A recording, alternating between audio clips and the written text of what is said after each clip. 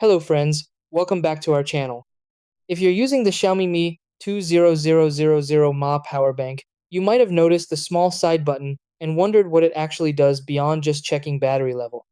Many users only press it once to see the LED indicators, but this button actually controls multiple useful functions like low power mode, status checking, and even resetting the power flow.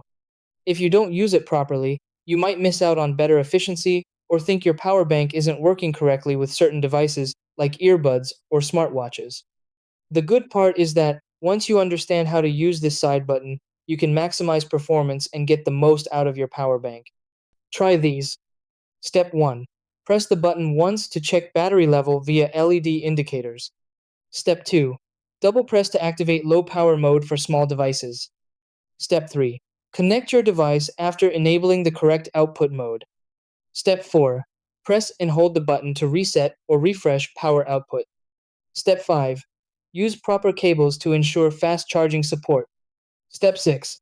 Monitor LED lights to track charging and usage status.